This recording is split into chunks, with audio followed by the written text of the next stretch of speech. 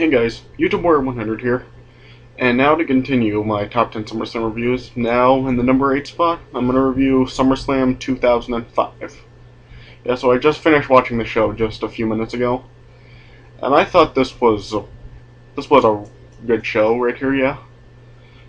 There were a couple of bad matches on the show, but yeah, overall, the good really did outdo the bad on this show. Alright, so let me just get started. Show kicked off with Lynn Garcia singing America the Beautiful, and the first match of the night was the United States Championship match. Orlando Jordan defending against Chris Benoit. Yeah, I don't think this match even lasted 30 seconds. And yeah, Orlando Jordan tapped out to the crossface, like not even in 30 seconds of the match. So yeah, can't give that a rating obviously, because it didn't even last 30 seconds. Alright. And then we got Matt Hardy versus Edge. This wasn't anything special. Yeah,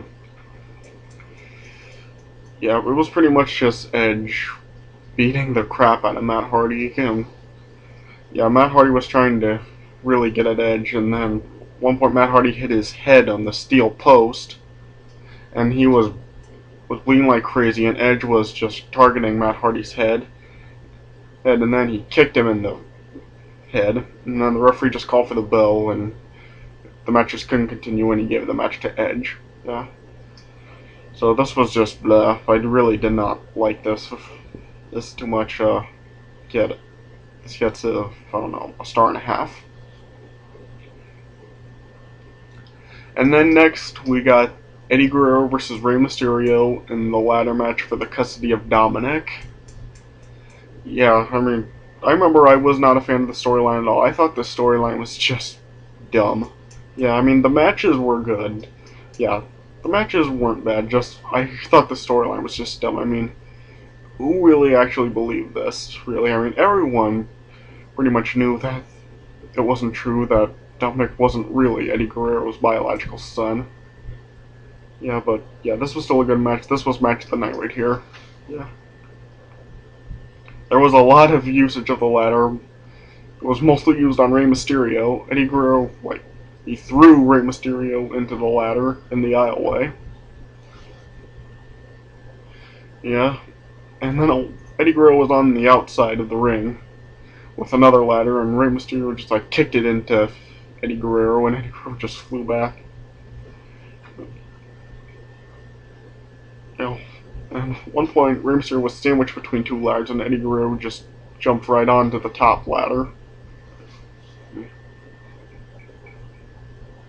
Yeah, at one point they were both on the ladder, and Eddie Guerrero tried to go for a springboard power bomb or something, but he couldn't hold on to Rey Mysterio for it, and he just fell down by himself, and then Rey Mysterio just fell on his own. And then at one point, Eddie Guerrero put Rey Mysterio in a corner, and he put a ladder in front of him, kind of to restrain him or something. And Eddie Guerrero was climbing the ladder, and Eddie Guerrero, sorry, and then Rey Mysterio put the ladder, set it up at a degree angle or something. Yeah, set it up at an angle, and then he just ran up that ladder onto the other ladder. And he was trying to suplex Eddie Guerrero, and he did for something, but then the ladder just tipped over, and Rey Mysterio just fell down. I don't know if that was supposed to happen or not, and you can even see the crowd was even concerned about that. You just saw the crowd rise up after that happened. Yeah. And then at one point, Eddie Guerrero was at the top of the ladder, and then Dominick came into the ring, tried to shake the ladder at her, but yeah, the ladder didn't budge at all. And then Eddie Guerrero was then just talking some crap to Dominick, saying he's gonna love Eddie Guerrero, he's gonna learn to be a Guerrero. And he wanted a hug from Dominick, but Dominick refused to hug him, and Eddie Guerrero was about to hit Dominick, and then Rey Mysterio came in and attacked Eddie Guerrero before he could do it. And then at one point, Eddie Guerrero tried to do an electric chair on Rey Mysterio on the ladder, but then Rey Mysterio countered it into a springboard powerbomb.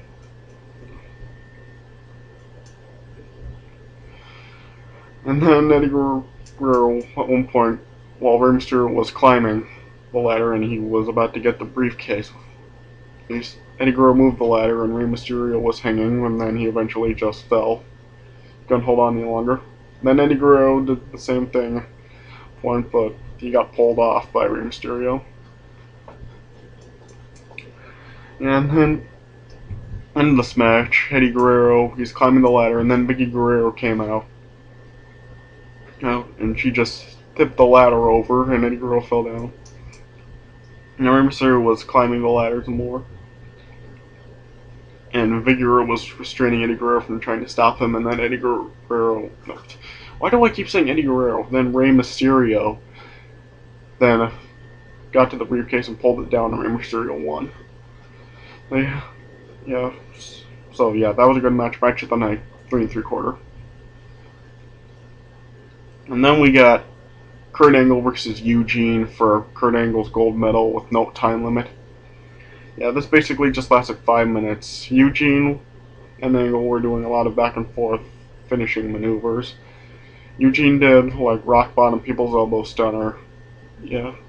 And Eugene tried to do the ankle lock on Kurt Angle, but Kurt Angle countered or something. And Kurt Angle got an ankle lock on Eugene, and Eugene tapped out. And Kurt Angle got the gold medal back.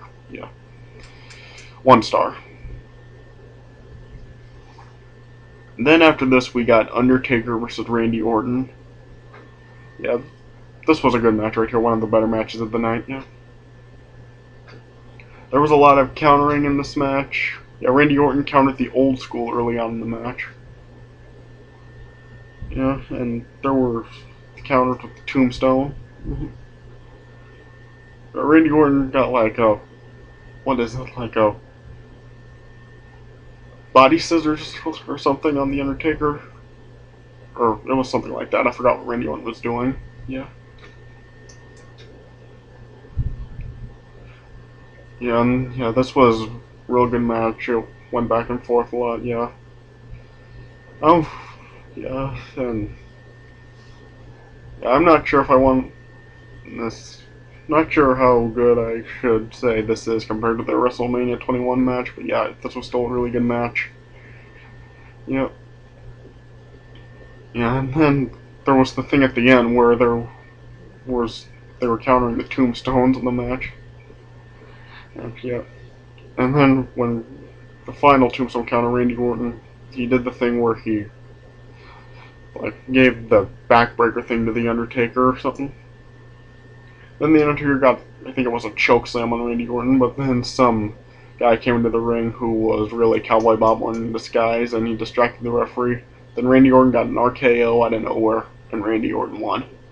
So yeah, good match right there. Give it about 3 stars. And then we got the WWE Championship match, John Cena defending against Chris Jericho. Yeah, this was a good match too, yeah. Yeah, I mean, Chris Jericho was schooling John Cena a lot in the match, yeah. Yeah, and Chris Jericho was doing a lot of countering for John Cena's moves in the match. Like, he countered the FU a couple times in the match. Yeah, and Chris Jericho got a superplex on John Cena at one point in the match. Yeah, and also, so Chris Jericho was choking out John Cena with a microphone cord or something. Yeah, and yeah, this was just a really good match right here. Yeah, and the crowd was rooting more for Chris Jericho here than they were for John Cena. Yeah, I mean, the crowd really wanted Chris Jericho to win. Yeah, when Chris Jericho got the Walls of Jericho win on Shawn Michaels... did I say Shawn Michaels? I'm sorry, John Cena. Yeah, I don't know what's wrong with me. I keep saying the wrong names. Yeah, Chris Jericho got the Walls of Jericho win on John Cena. Yeah, and the crowd was just, yeah, I mean, the commentators were trying to think like they were it was 50-50 with Chris Jericho and John Cena, when it really wasn't. The crowd was more for Chris Jericho than John Cena. Yeah. And it was kind of a clever ending where Chris Jericho was gonna do something where he was running at John Cena, but John Cena like put Jericho on his shoulder or something, and then like swung him around for his shoulder for the FU, and John Cena wins. Yeah, obviously John Cena is gonna do what he does, be Super Cena at the end. Yeah. So yeah, not a really good ending, but still good match of 3.5 stars. And then we got the World Heavyweight Championship, Batista defending against John Bradshaw Layfield, JBL, in a no-holds-barred match. Yeah, this match was pretty short. It only lasted, I don't even think it lasted 10 minutes. Yeah, I did enjoy it for the 10 minutes it lasted. But yeah, it was still kind of short. Yeah. JBL tried to go for Batista in the aisleway at the beginning of the match, but Batista ducked an attack from JBL and nailed him with the World Heavyweight title. And they were fighting on the rampway in the stage, each at the beginning of the match. They were thrown into some cases that were lying around. And Batista was being choked out by JBL with some kind of belt. And then Batista got hold of the belt and was whipping JBL with it. Yeah. And JBL was gonna pile drive Batista on steel steps, but Batista countered it. And then Batista got 2 Batista bombs on JBL. One was just on the canvas itself, and the other one was on the steel steps. And then Batista won. So yeah. It was enjoyable for long it lasted, but it was still kind of short. That's why I only give it about 2.5 stars. But I still enjoyed it for the time it lasted. And then we got the main event, Hulk Hogan versus Shawn Michaels. Yeah, this was a good match, I would say. Yeah, it was good, but I don't think it was as good as it could have been. Yeah, I heard, yeah, some people are complained about this, that like Hulk Hogan made Shawn Michaels have a bad match or something. No, he did not, alright? It was not Hulk Hogan's fault this match ended up how it was. It was really Shawn Michaels' fault why the match turned out like this. I mean, Shawn Michaels overselling, and it was really getting aggravating. Yeah, I mean, Shawn Michaels did this to himself. It wasn't Hulk Hogan's fault. Yeah. Yeah, and people complain about Hulk Hogan deserving this because of the politics that he played. Well, if that's the case, then Shawn Michaels should deserve to get this done to him a lot for all the politics he played back in the 90s. Are people forgetting how many politics Shawn Michaels played in the 90s? Alright? So I think this is something else that I should have mentioned when I made that video about the Shawn Michaels fanboys. Yeah, I mean, I think people have selective memories because Shawn Michaels played so much politics in the 90s, it was not funny.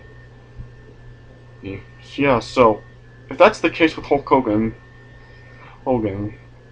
deserving this because of the politics he played, then Shawn Michaels should have gotten this a lot because of the politics he played back in the day. So yeah, I just wanted to get this out there real quick. Okay, so getting into the match. Yeah, it did start off a little bit slow. But it did pick up.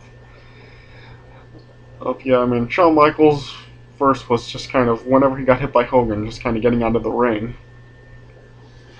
And yeah. And yeah, then Shawn Michaels was nailing Hogan in a lot in the match. Yeah, and Shawn Michaels really did not look weak against Hulk Hogan. Shawn Michaels looked just fine. I mean, with all the chops he was getting on Hulk Hogan and all the other stuff, you know. And yeah, Hulk Hogan was bleeding like crap in this match. I mean, he looked pretty much as bad as he did like at WrestleMania 19 and WrestleMania 7. He was bleeding buckets there. He was bleeding quite a bit in this match too. And even when Shawn Michaels had that sleeper hold on Hulk Hogan, you can see all the blood going on Shawn Michaels' arm. I mean, Hulk Hogan really was bleeding like crazy in this match. Yeah, and there were 2 ref bumps, 2 different referees. Yeah, first one, Shawn Michaels hit when Hulk Hogan was trying to go for a big boot on Shawn Michaels. And then, the second one was, I think, when Hulk Hogan was like, he kicked Shawn Michaels off for a sharpshooter or something, and Shawn Michaels hit the second referee. Yeah. Then Shawn Michaels got like an elbow drop and a screeching music on Hulk Hogan. Hulk Hogan kicked out, which I didn't think was very believable, but then again, this is Hulk Hogan. That was his gimmick, surviving everyone's finishing maneuver. And then Hulk Hogan did his thing, the 3 punches, the big boot, which Shawn Michaels oversells, and then the leg drop, and Hulk Hogan wins. And I'm just going to come out and say it, this was the right call. Hulk Hogan winning this match was the right call. Alright. So people were complaining about Shawn Michaels was originally going over, but Hulk Hogan didn't want to. Yeah. I would have done that too. I would have defended Hulk Hogan winning this match because, like I said, it was the right call. Alright. So, yeah. Still a good match, just not as good as it could have been. 3 stars. Yeah. Overall show, I give it about I give it a 7.5 out of 10. Yeah, I mean, Eddie Guerrero versus Rey Mysterio, Undertaker and Randy Orton, and then Jericho and Cena were really made like that, and Hulk Hogan, Shawn Michaels. If it was as good as it could have been, the rating probably would have been higher for the show. But yeah, still, for what it was, it still wasn't really a bad match. Yeah. Alright, so yeah, that's it for my SummerSlam 2005 review. So yeah, thanks for watching. I'll see you guys later.